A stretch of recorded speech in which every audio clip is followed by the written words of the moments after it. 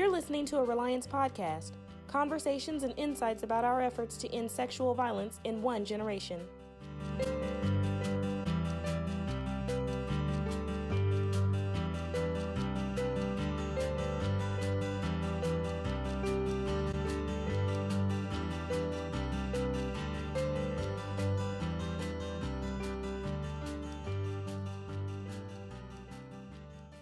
Literally, I was in a store and R. Kelly came on, and the store changed the music. And I'm watching this young black girl. She's like, "Really? We can't even listen to the music in the store?" And I just could not help myself. I was like, "Let's talk about why this is problematic." But it was a real conversation. And she was like, and my husband loves Jay-Z, and I was like, "No, the language he uses." He was like, "Well, then you don't have to listen to it."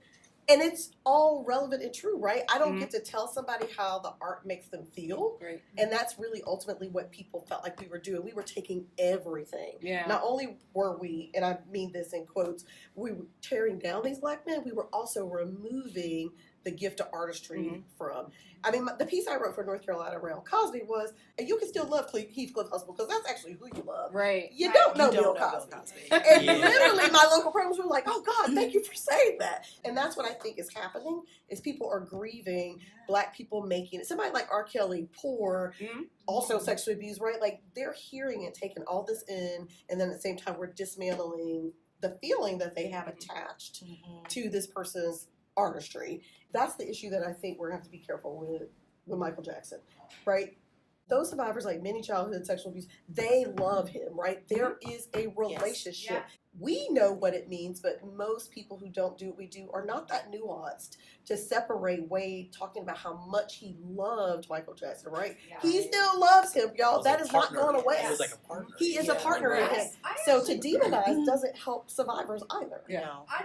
I have not watched, I need to say that first for my own reasons. Me either, I just watch clips for my own health. But I have to say, that element has changed things for good. Those are the questions. How is this possible? Right. And it's so great because then you get to talk about behaviors instead of character and say, like, it's incorrect to say that Michael Jackson or anybody like him is doing all of these things with the sole purpose of trapping children. It's not true. There is like true affection, there's true enjoyment, there's true relation, like there's all those things are good. And then through the eyes of a child, how confusing that is. That's right. And how much you value what you get out of it. I have hung up these phone calls feeling like people are finally asking the right questions and maybe trickling out a little bit of information. And that's where I think the message comes back to culture change, that we are all having to change around that. Because watching it, I was thinking, what do I need to check in myself as a mother even, with this culture? So I think that's we all have to change, and that is what's happening. The thing is, America still isn't getting it right. We either think that the allegations are so horrible, we don't believe them, and we shut down survivors and victims by not listening, or when it's so egregious that we finally do believe it, we want to demonize the person that did it, which shuts down victims and survivors. That's exactly what I think. I love what you said, and I struggle a lot. A lot of people say, like, well, what do you think? This person should never have a job, they should be demonized and killed and blah, blah, blah. Or nothing. That seems to be the continuum. Yeah, right. And I loved what you said, which is no. It's not, no, they can never be employed again, or, oh, just forgive them and don't worry about it. There's this like a middle way thing. It seems hard to talk about. And I think that's where we've gotten it wrong, because we are just now talking about a middle ground, because we've spent our entire movement doing the other. Oh yeah. Of completely demonizing. I think why this one has been difficult too, because we got groomed. Oh, that's what I thought. That's what I said. That's where I was like, I grew up. I know. I mean, I remember him holding hands with someone. I remember him doing that and just excusing this behavior. I was looking at that footage and I was like, what were we thinking? This isn't new. If you're old enough, it's Right. not new. I I just have to be old enough. Like, it's not new. That's what I said. People, I was like, oh, I remember. Yeah, like, Aaliyah and R. Kelly on Brett City. I mean, oh yeah.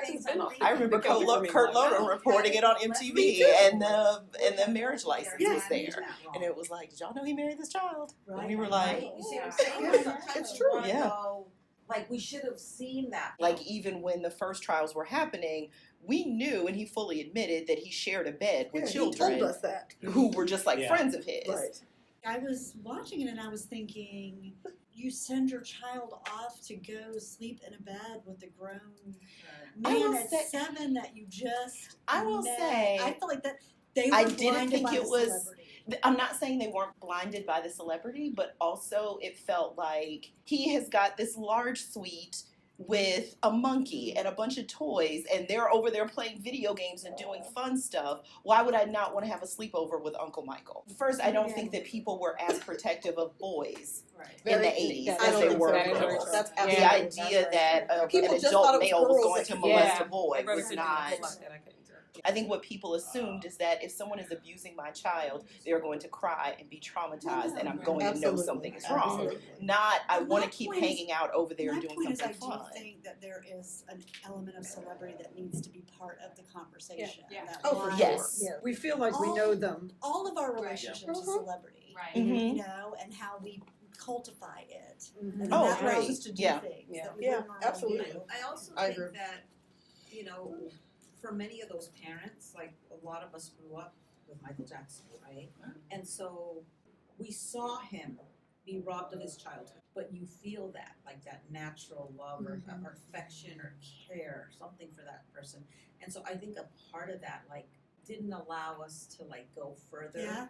because we recognize that. She Like said, about like, it man, was like right, sending my in the kid way to play that with we would another look at, 9-year-old. Like Blue Radley or something Yeah, like yeah, that. yeah. There was So something we wanted to protect I mean, about him because the we felt world that did this compassion. because Yeah. of what we knew of Like, he watching him wasn't grow up. Like Yeah. the big, who was the guy in the boy band who was like the manager who was like fat, ugly, and bald and molesting the little boys in the boy bands? Even now we have this idea of what a child molester is supposed to look like, and it's not Yeah. Michael Jackson, right?